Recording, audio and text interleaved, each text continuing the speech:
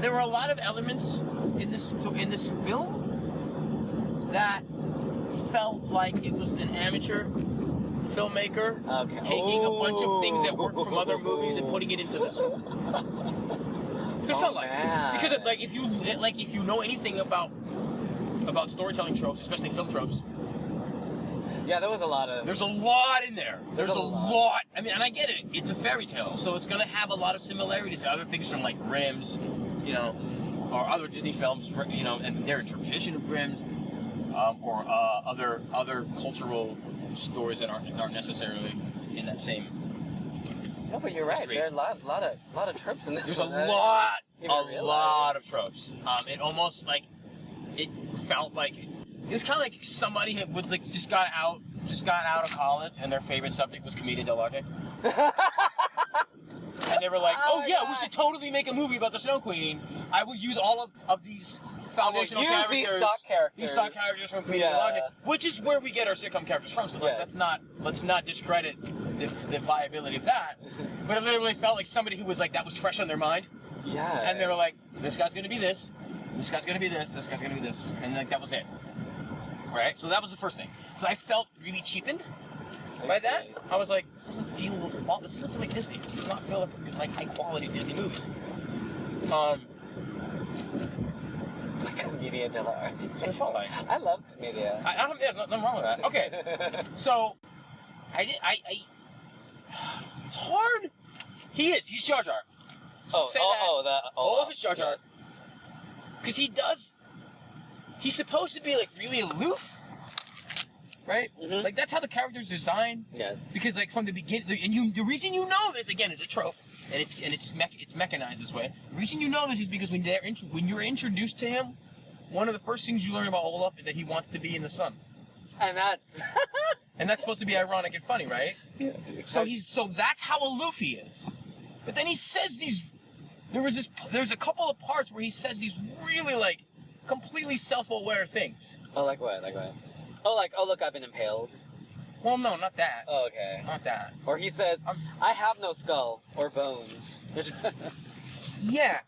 I have no skull or bones. Stuff like that. But there was other things.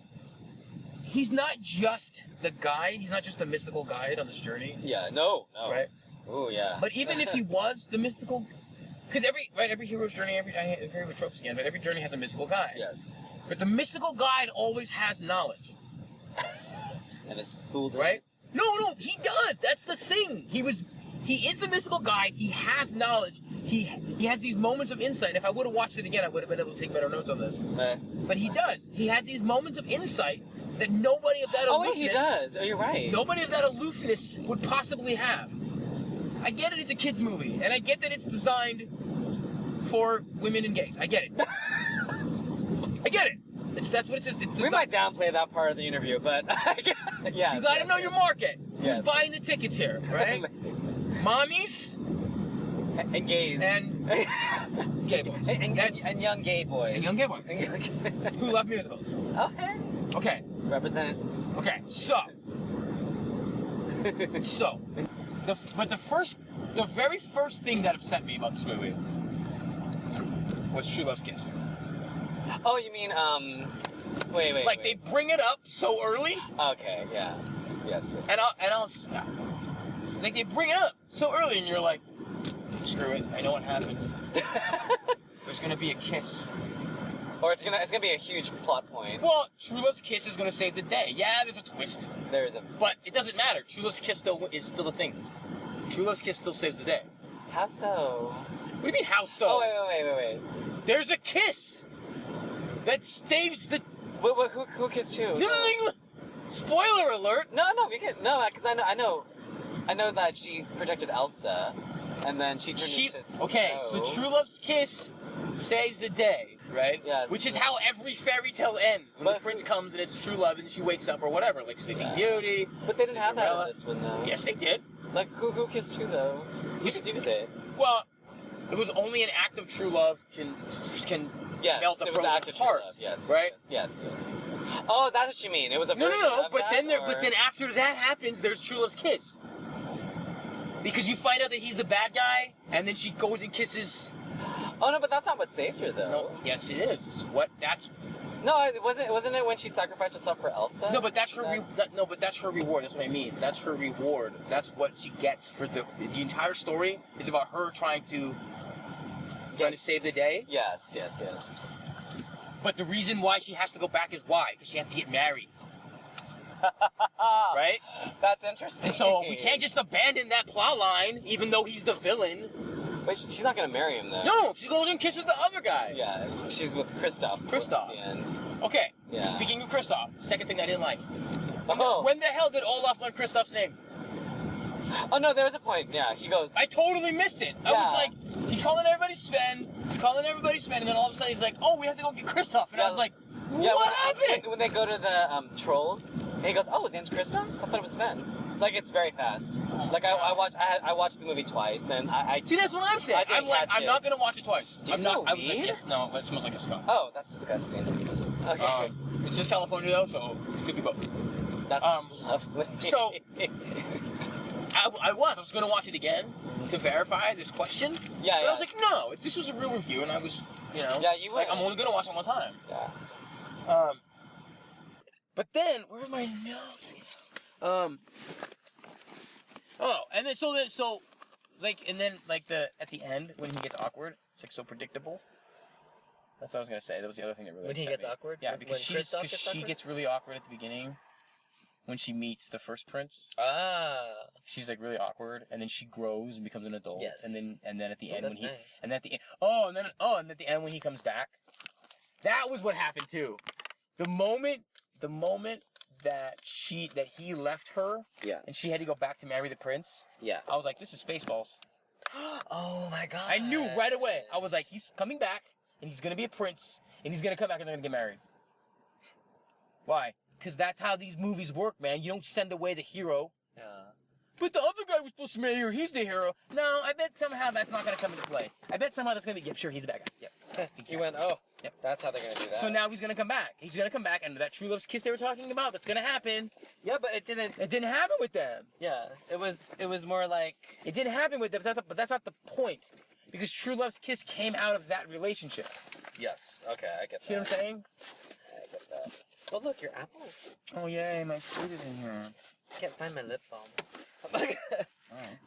Okay, so is that what you meant? So I was like, that's why I wrote Spaceballs, because I was like, this is Spaceballs. Like, he's gonna come back, he's gonna be a prince, they're gonna get married. And sure enough, comes in and saves the day. Spaceballs. Oh man. Right? Which is also like Shrek. Which was also like Shrek, right? Shrek has to go away because she has to marry the prince, and they find out she's an ogre. Oh my and then he comes back. Tropes.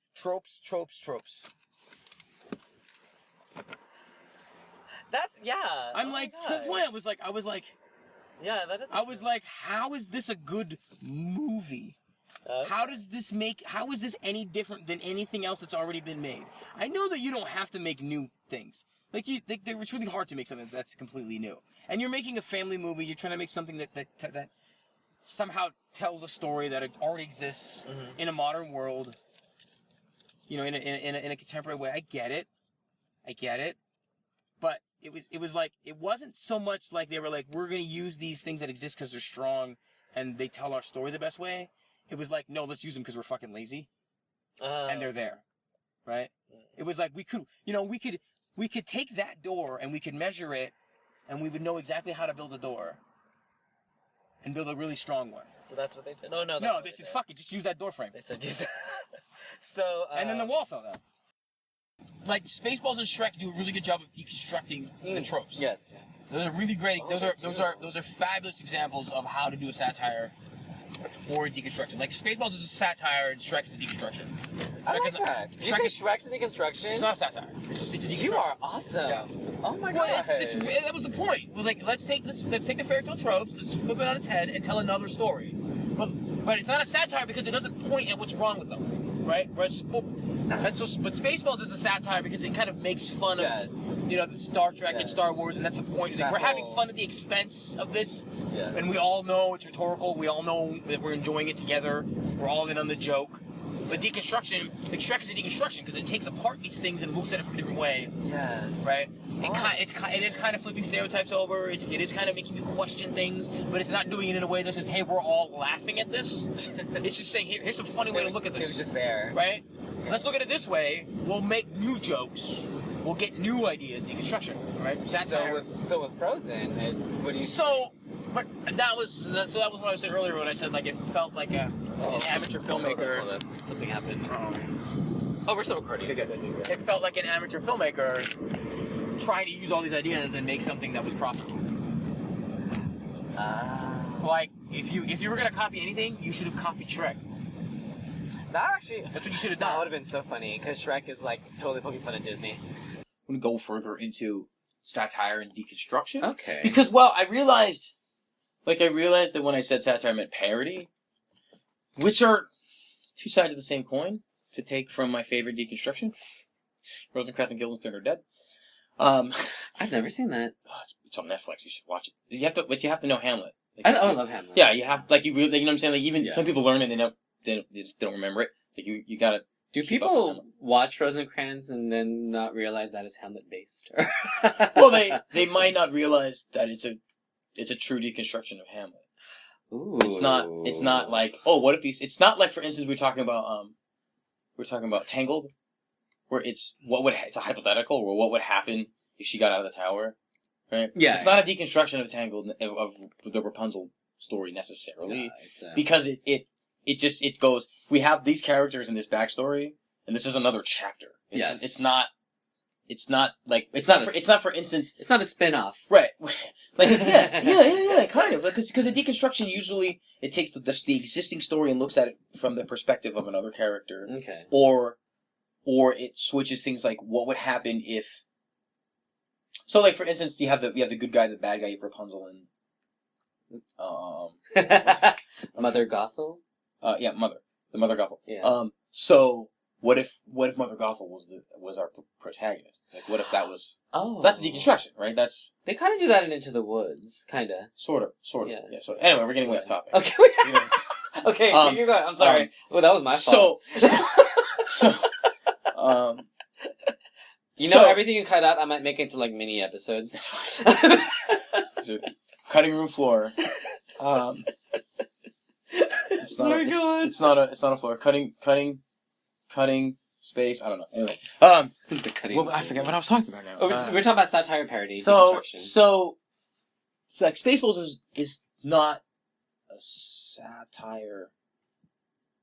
It's not entirely a satire. It's more. It's a parody of Star Wars, yes. which is in the family of satire. So when I say satire, I want people to understand that I mean parody, but no. But I don't want to change it. I don't want to go back and redo the whole thing. We're not gonna change it. So I just wanted to cover that yes, I realize that it's not a true satire. It's more of a parody, but they're in the same family.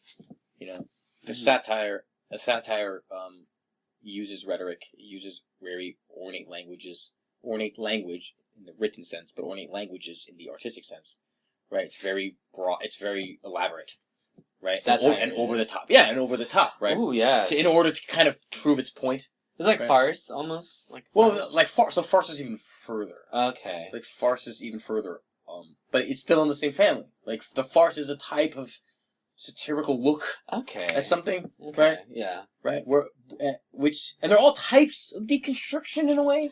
I love that word. Deconstruction. I love that word. I do too. So anyway, that's all. I just want to cover that.